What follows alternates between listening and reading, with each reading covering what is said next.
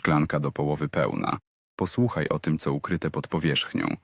Witajcie słuchacze, to jest 84. odcinek podcastu Szklanka do połowy pełna, a dzisiaj wspólnie będziemy wędrować przez świat wrestlingu. Dla jednych sportu, dla innych widowiska, no ale dla wielu fanów na całym świecie po prostu fenomenu popkultury. Ja odkryłem ten świat na początku tego roku, kiedy federacja WWE zaczęła transmitować swoje gale na Netflixie. No i od tego czasu oglądam tak zwane tygodniówki, czyli Raw i SmackDown, niczym dobry serial.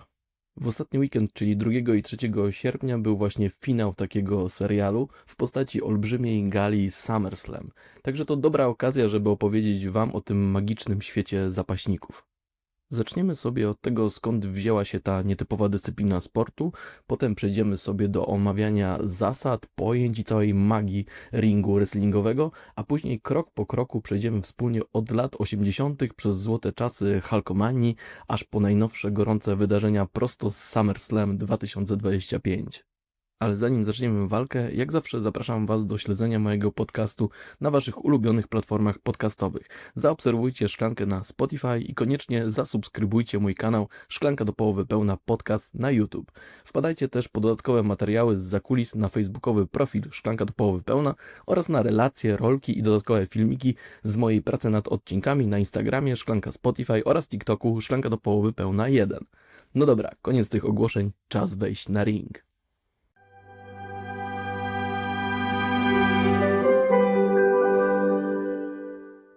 Zacznijmy sobie od prostego pytania, czym jest wrestling? Bo może dzisiaj jest pierwszy raz, kiedy w ogóle słyszycie to pojęcie.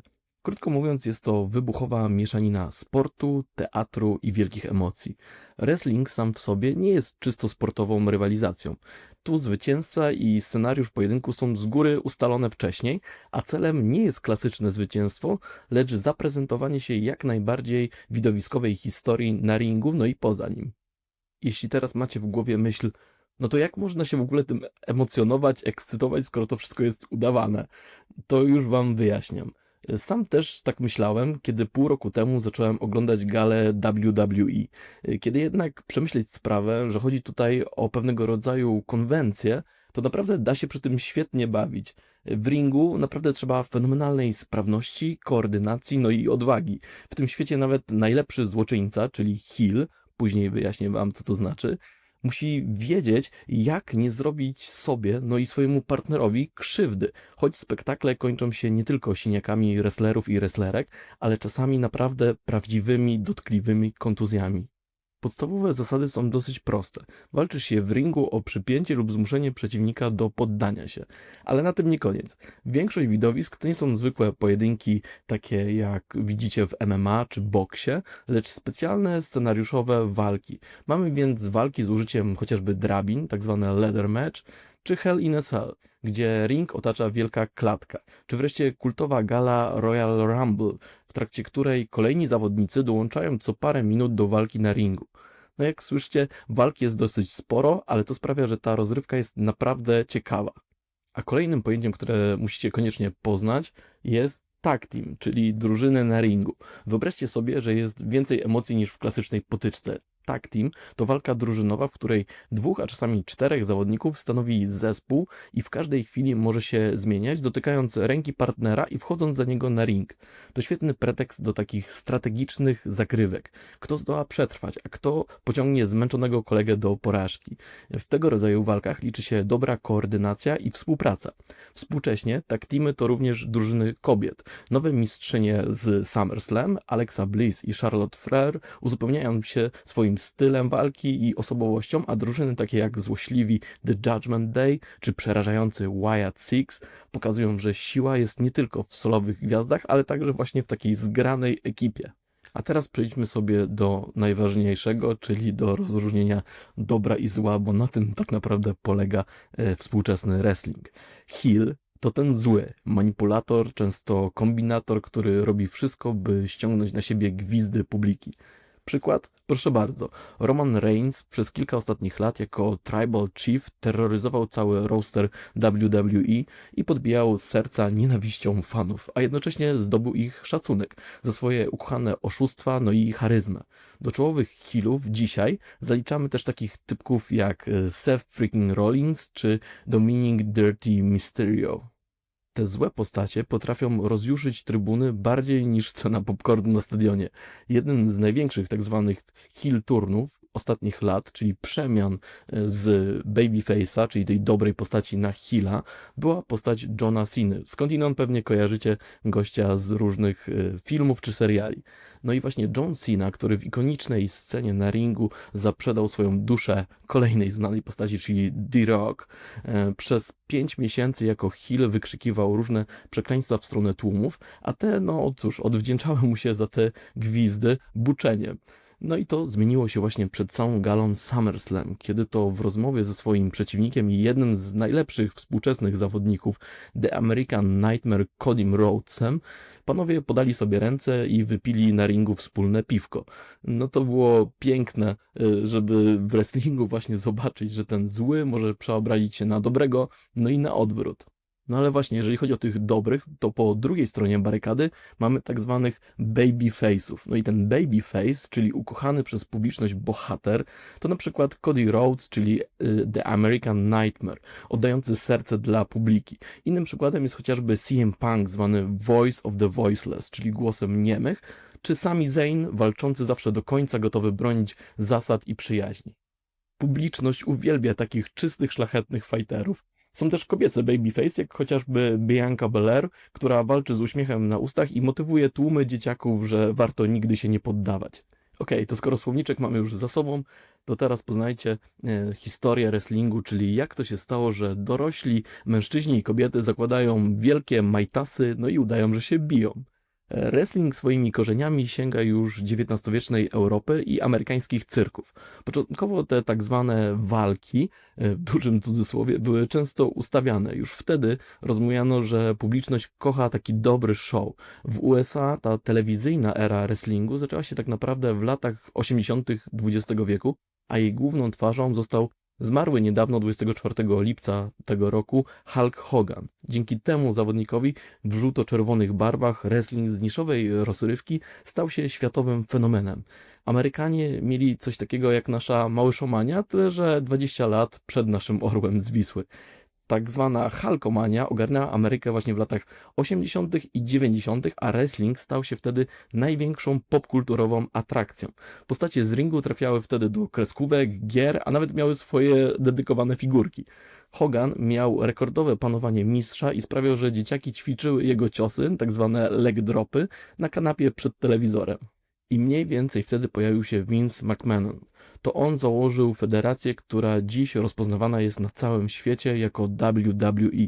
W latach 90. pojawiły się też takie gwiazdy jak The Rock czy Undertaker. A gdzie w tym biznesie miejsce dla kobiet, zapytacie?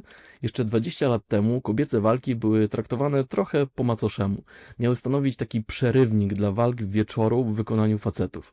Ale kiedy Mickie James i Trish Stratus dały show tak fenomenalne, że publiczność chciała więcej takich emocji, coś w tym biznesie pękło. Rewolucja wybuchła na dobre, kiedy 4 utalentowane wrestlerki z NXT, czyli takiej stajni, która promuje młodych sportowców, Becky Lynch, Sasha Banks, Charlotte Flair i Bayley, zaczęły pokazywać, że kobiety mogą być nie tylko ozdobą, ale i główną atrakcją show.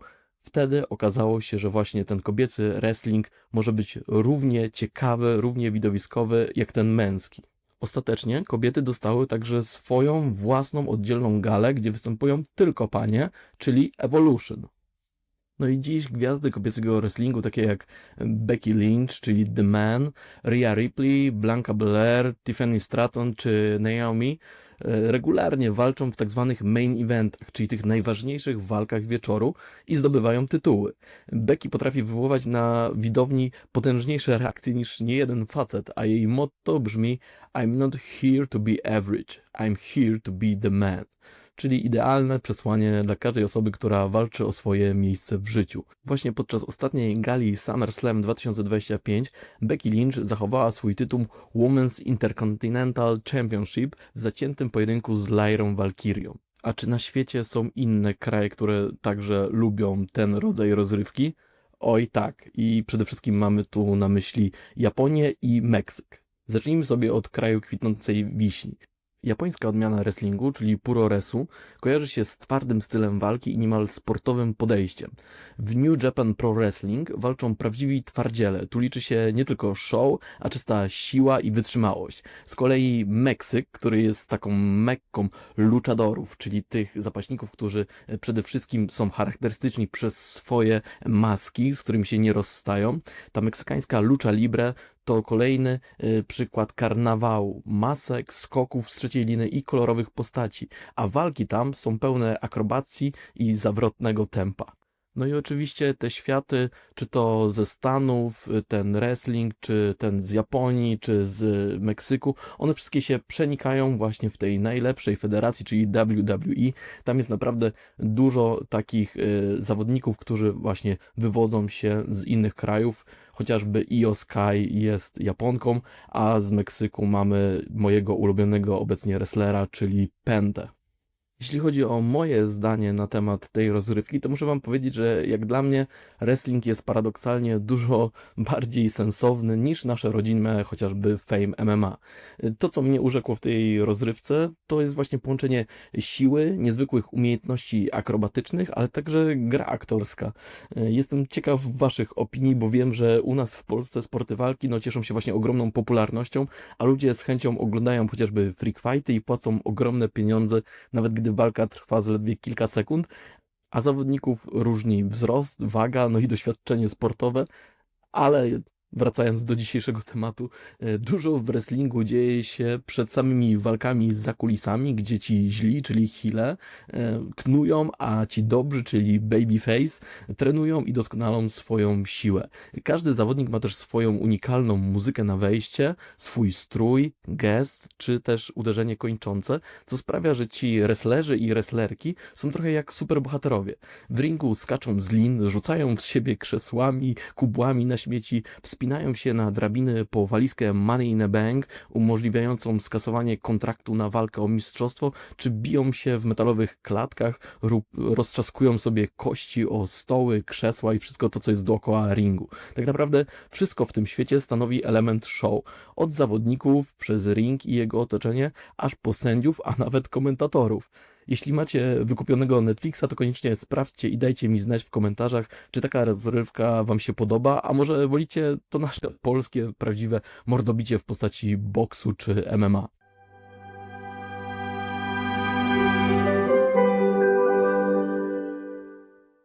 I to by było na tyle w 84. odcinku podcastu Szklanka do połowy pełna.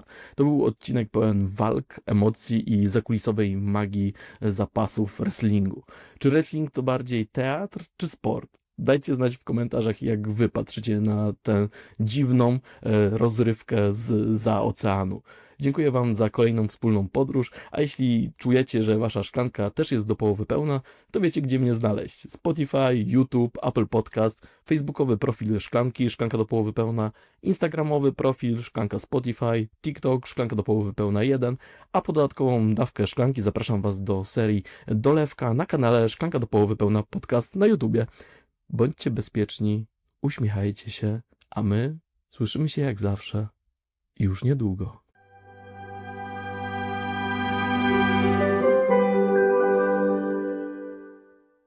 Today, we are diving headfirst into a world that's really quite something. For so many people, it's way more than just entertainment. It's professional wrestling, this full-blown pop culture phenomenon. Mm-hmm. It's this incredible, sort of vibrant blend of sport, theater, and just huge emotions. Yeah. Really massive. Absolutely. And the sources we've looked at for this, they really cover the gamut. We're talking historical roots right up to, well, what's happening right now. It's pretty comprehensive. Yeah, and I have to admit, I'm kind of new to this world myself. Really only got into it at the start of this year. You know, when WWE started streaming its shows on Netflix. Right. That brought in a lot of new eyes, I think. Totally. And honestly, Watching Raw and SmackDown every week, Mm-hmm. it's like the most compelling TV series you could imagine. Just addictive. It hooks you, doesn't it? It really does. Yeah. And with the massive SummerSlam 2025 event just finishing up, it just feels like, the perfect moment to really dig into it all. Oh, absolutely. Perfect timing. So today we're going to take a bit of a journey. We'll start by looking at wrestling's origins, which are actually pretty surprising. Okay. Then we'll try to unpack its unique rules and concepts, the stuff that makes it so different. Yeah, because it is different. Definitely. From there, we'll trace the history a bit between, the famous Hulkamania era right up to the stars, lighting things up today.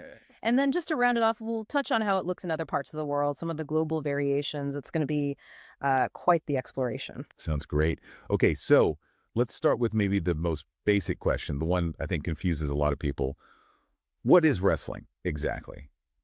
Because it doesn't fit neatly into one box, does it? No, it really doesn't. And that's kind of the magic of it, I think. At its heart, wrestling is this really explosive mix. You've got sport, you've got theater, and you've got these huge raw emotions all tangled together. Mm-hmm. And what's really interesting is how that mix lets wrestling tell stories that, normal sports just can't touch. It's not just about who wins or loses. It's about building this ongoing saga, character arcs, betrayals, redemption. It becomes this kind of modern mythology almost. Mm-hmm. That's a cool way to put it. Yeah, so while the results, the winners and losers, are planned out beforehand. Predetermined, yeah. Exactly. The real aim is to put on the most spectacular, most emotionally gripping story possible right there in the ring. Okay, so that leads directly to the next big question. The elephant in the room, maybe, is fake. I hear that all the time. How can you get invested if it's, all pretend? It's a fair question. It really is. And it's often the first hurdle for people, but I think it helps if you think of it differently. Not as fake, but as a convention, a type of performance art. Okay. When you see it that way, it's incredibly entertaining. And the skill involved is just immense. These performers need phenomenal fitness, incredible coordination, and frankly, a lot of courage. I bet some of those moves look dangerous. They are. Even the villains, the ones we call heels, they need amazing skill just to do their moves safely, to make it look good without actually hurting their opponent or themselves. Right, so they have to protect their partner while still looking like they're trying to destroy them. Precisely. You see these really complex sequences sometimes. It's like this dangerous dance where one tiny mistake could mean a serious injury. Yeah. And despite the script, the predetermined outcome, you have to remember real injuries happen. These aren't just bumps and bruises sometimes. It's a physically demanding job. Okay, that makes sense. So we've touched on the basics, Mm-hmm. winning by pinning someone's shoulders for 3 seconds or making them submit. But I've definitely noticed matches that go way beyond that. Some of them look absolutely wild. Yeah.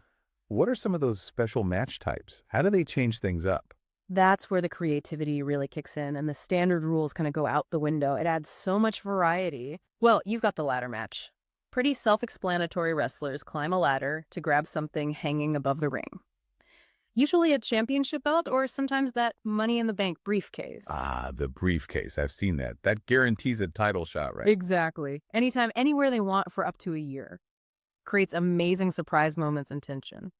Cool. What else? Then there's Hell in a Cell. Mm.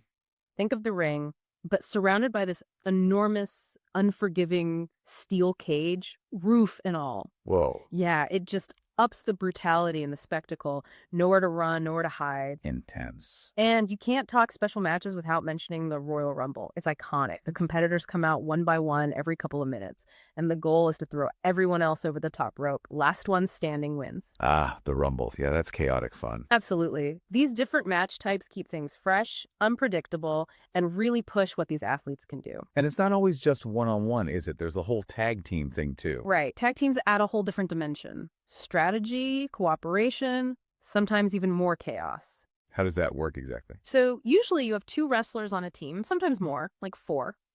Only one member of the team is legally allowed in the ring at a time.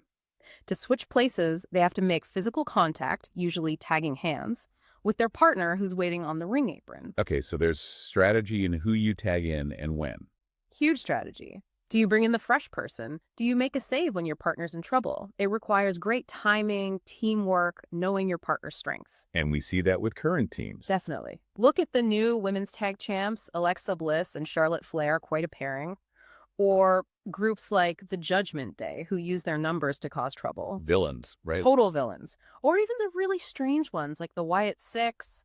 It just shows wrestling isn't only about solo stars. The group dynamics add a lot. Okay, this seems like a good point to talk about that core dynamic you mentioned earlier. Good versus evil, the heel and the babyface. That seems pretty central to the whole thing. Oh, absolutely fundamental. It's the classic conflict played out week after week. So the heel, that's your bad guy or bad girl, of course. Right. They're the manipulator, the rule breaker, maybe a coward, maybe just arrogant. Their main job is to get the audience to boo them, to really hate them. And some are really good at it. Exceptionally good. Think about Roman Reigns over the past few years as the tribal chief. He dominated everything, bullied everyone. Yeah, he was intense. But people were captivated. He earned this weird kind of respect even while playing the villain, that charisma. Who else fits that mold now? Well, you've got guys like Seth Rollins, who can be incredibly smug and underhanded, and Dominic Mysterio. Wow, he just knows how to get under the audience's skin. He gets booed loudly. Like almost nobody else. It's actually a skill generating that kind of heat. And characters aren't always stuck in one role. They can switch sides. We call that a turn. A heel turn or a face turn. Exactly. One of the most talked about recently was John Cena. Huge star, always the good guy. Then, boom! He sold his soul to The Rock, turned heel, spent months basically yelling insults at the fans. I heard about that. That must have been jarring for his fans. It was huge. People booed him like crazy. But then just before this recent SummerSlam, what happens? He's sharing a handshake, having a beer in the ring with Cody Rhodes, another top good guy. Back to being a babyface. So it keeps things unpredictable. Totally. It shows how characters evolve, how alliances shift, keeps the story moving. Okay, so if the heel is the villain, the babyface is the hero. Pretty much. The beloved good guy, the one the crowd cheers for, they embody the positive traits, courage, honesty, perseverance. They're the ones you root for. Exactly. You connect with them emotionally. Think of Cody Rhodes, the American Nightmare.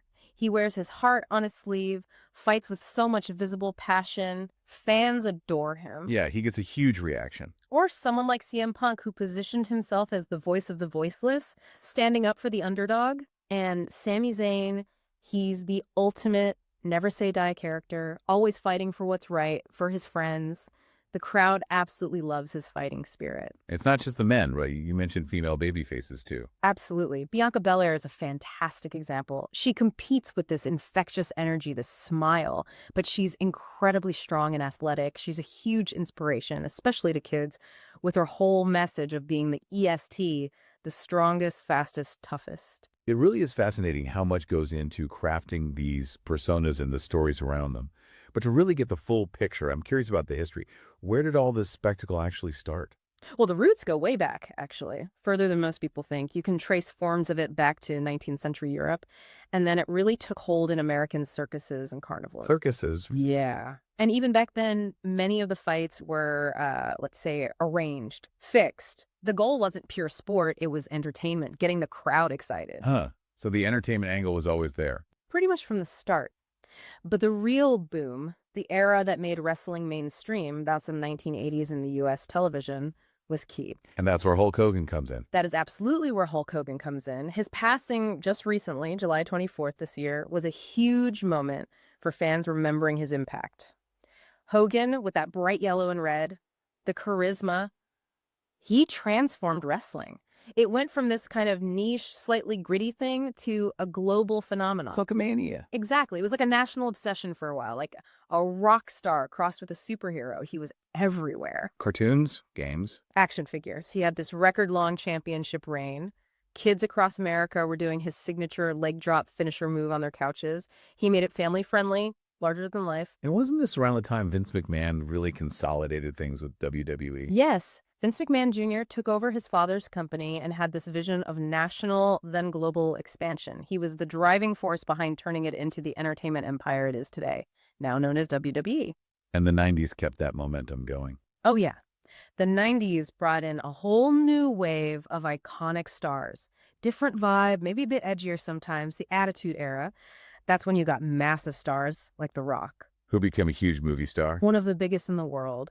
And then you had figures like The Undertaker. Oh, man, The Undertaker. Yeah. So memorable. Just this incredible, almost mythical character. His entrance, his whole aura, captivated audiences for decades. He became synonymous with wrestling spectacle. So we've talked about these huge male stars.